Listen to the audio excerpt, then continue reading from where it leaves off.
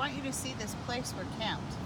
We're on a long strand of beach that has an island out in front of one section of it and a lighthouse down there.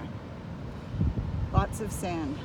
But the cool thing is this island splits the waves when they come in, and then they come in from the ocean out there strong, and they curl over.